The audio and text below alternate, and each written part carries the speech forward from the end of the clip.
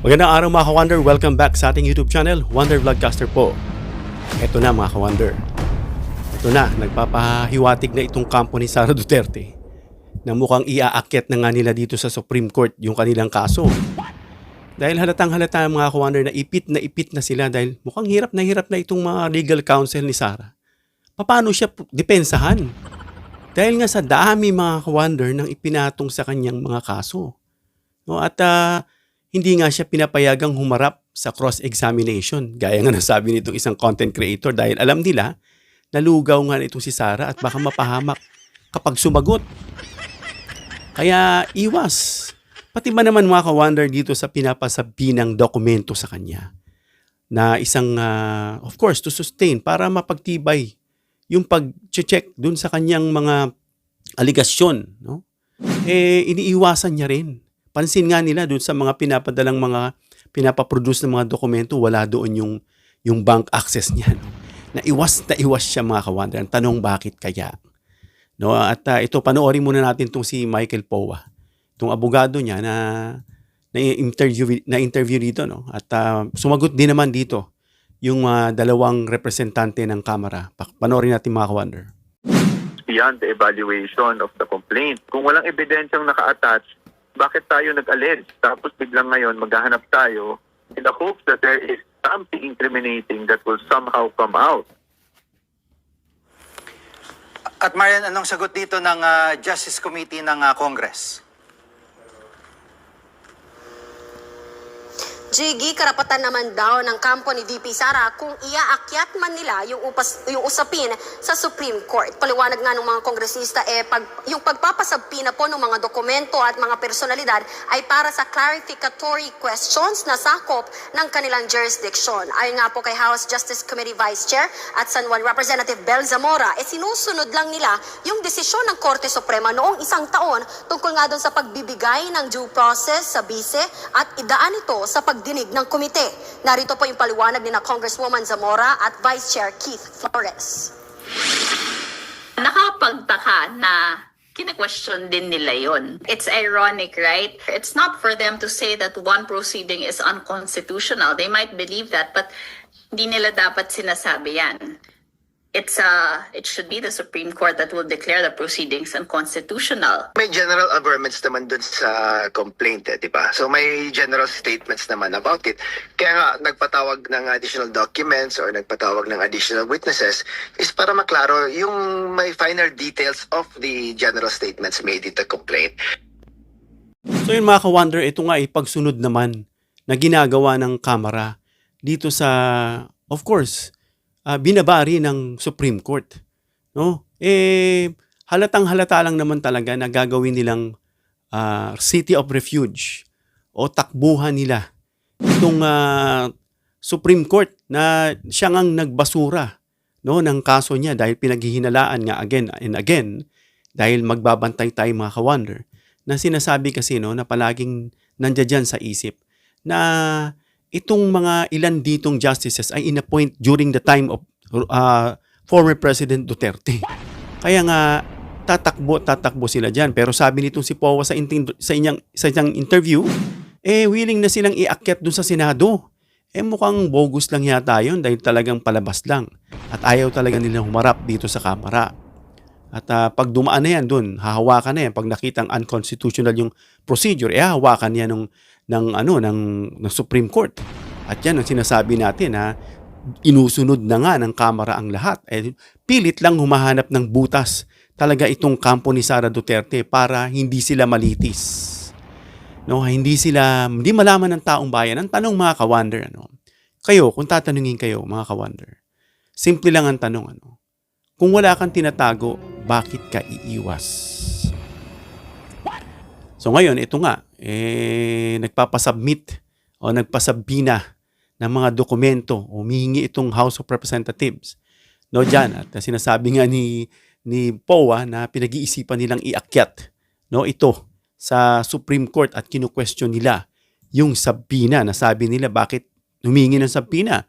Dahil ba walang ebidensya?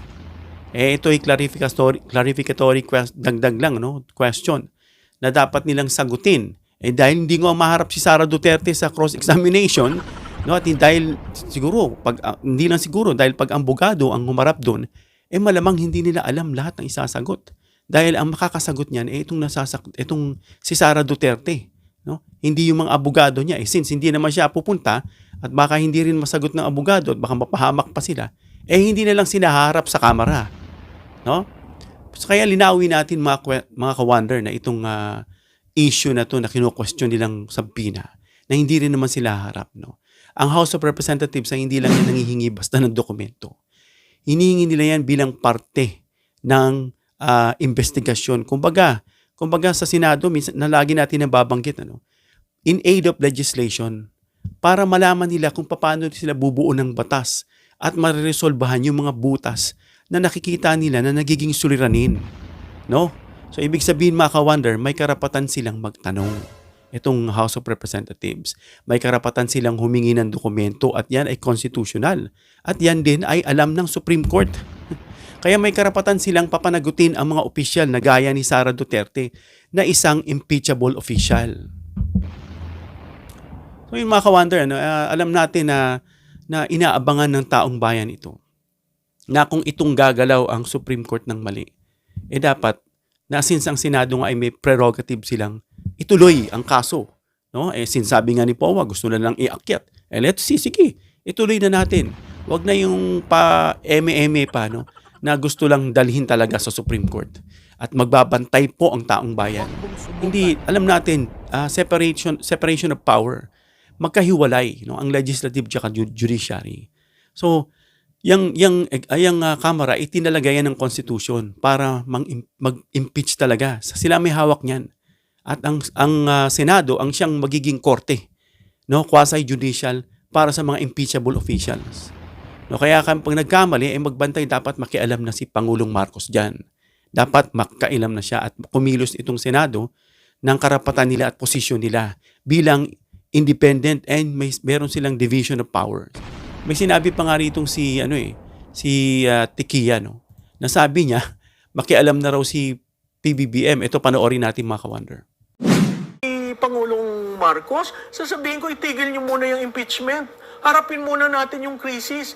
Hindi ko sinasabing wag maging accountable, hindi. Pero kita mo yung optics, ang tao nagkakagulo, naglalakad sa kalye, hindi maintindihan kung magkano ang bilihin. Tapos nandito ang mga politiko, nag-fishing expedition. Tama ba yun? So ito na, ginagamit na ni Malutikia na analyst na isang DDS na tinatanggi niya nga na DDS siya. So yun, sabi niya makialam na rin si PBBM. Dapat ganito. Pwede rin sabihin dapat makialam na si PBBM na matapos na harapin na ni Sara Duterte itong pinapasabi na sa kanya, no, itong mga abogado na to, para matapos na. Kasi ginagamit nila yung crisis no? Naakala nila porke may crisis, dapat hindi na mapanagot itong impeachable official na si Sara Duterte.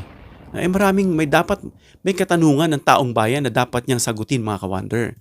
Deserve ng taong bayan na malaman ang katotohanan. At dapat yan, sumagot sila. No? Kasi kung malinaw na ang lahat, no, mas madaling sabihin na humarap, sumagot. No? At magdala ng dokumento kung talagang walang tinatago. Diba? Ba't panay ang iwas? No? Parang ayaw mag-provide. Kasi nga sabi ni Sentry, meron doon malalaman yung trail, no, ng money. Yung money trail na kung tawagin. Na kung saan galing yung mga iyan. At siguro matitrace pa dyan. No? Sabi nga ni Pebbles, hindi lang isang bank account, 4 bank accounts. No? At maraming malalaman na naitatago. No? And nabisto nga nila itong 2 billion joint account nila ni Mans, asawa niya, ng tatay niya. At itong monthly ba yun or every 6 months na tinatanggap ng buong pamilyang Duterte. Grabe mga ka-wonder, no? Kasi sa mata ng publiko mga ka-wonder, anong dating nito? Bakit ayaw mong ibigay yung mga dokumento? Ha? Bakit? Para kasing may gusto kang itago? Yun yung mga tanong Parang ayaw mo. Ayaw naman talaga ma-cross-examine. Kaya nga ayaw marap dyan sa House of Representatives. At parang ayaw maungkat ang detalye. So yan mga ka-wonder. Kailangan manindigan dito ang House of Representatives, manindigan dito ang Senado sa kanilang posisyon. Dapat maging klaro ito na ang ginagawa ng House of Representatives ay trabaho nila. Hindi ito fishing expedition na gaya ng sinasabi nila. Yung kanila ay obviously palusot, no? Dahil may mga sumususog, may mga kumakampi, of course, yung mga didilis. Kaya lumalakas yung loob nila. Yung kwento nila, kinukwento nila doon kasi yun ang kanilang audience at supporter. No? At ito nga, itong ginagawa ng House of Representatives ay trabaho nila. Hindi ito political attack. Ito ay usaping accountability ng isang opisyal na gaya ni Sara Duterte. No? Dahil ang bansa natin, mga kawander, isang demokrasya. And we deserve to know kung saan napunta yung pera. Ano yun? Gusto mo lang takpan? Dahil nga sa krisis? At gusto nyong itago yung katotohanan? Bakit? Bakit? Mas makapangyarihan ba yung iisang piraso na si Sara Duterte sa milyon-milyon na Pilipino na bumuboto at nagbabayad ng tax? Diba? Walang exempted. Walang exemption dyan pagdating sa scrutiny ng public funds. Ginagamit yan, no? Ibinabudget nga yan eh. Kung gaano kataas ang posisyon mo, walang pakialam dyan ng batas. Kung ikaw ay dapat managot ka.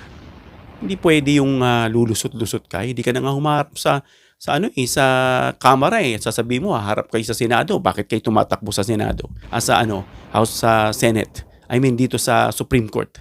Diba? Kasi ang problema, mga kawander, pag umiiwas ka sa proseso, mas lalong lumalaki ang duda ng taong bayan. Hindi mo mapapahina ang issue. Hahalongkatin at hahalongkatin yan. Huwag mo antayin, baka may mag-rally pa yung tao eh. Baka may puntahan ka dyan sa OVP. Magalit na yung mga taong bayan. Magaya na tayo sa ibang bansa na kinakaladkad na yung mga opisyal nila dahil sa galit. Diba? Magkagulo na yung mga tao. Ito bagay, gusto naman siguro ng mga ito, no? Hindi ko sinasabing yun na nga, no? Pero dahil sa nagkakagulo na, nag-aaway na, parang kung ayaw mo sagutin, magkakagulo talaga ang mga tao. Lalo mo kasing pinalalakas ang duda sa iyo ng tao. No? Kaya mga kawander, kaya ibabalik tayo sa pinakasimpleng tanong, no? Kung ikaw ay isang public servant, kayo mga kawander, kung kayo ay isang public servant o public official at wala kang tinatago, handa ka bang humarap sa taong bayan? Mas pipiliin mo bang iwasan ang proseso o humarap sa kanila? Kayo nang humusga, mga kawander. Hanggang dito lang tayo, mga kawander. Comment down below your opinion. Please give me a thumbs up if you like this video para i-share ni YouTube sa iba pang viewers. Please share this video para malaman nila na balak ng kampo ni Sara Duterte na iakyat doon sa kanila pong tinuturing na City of Refuge, itong Supreme Court na hawakan na lang ang kaso. At sinasabing willing daw sa Senate, bakit magsusumbong pa sa Supreme Court? And please subscribe, hit the notification bell icon and choose all bilang suporta sa aming mga content creators. Hanggang sa muli, mga kawander. God bless.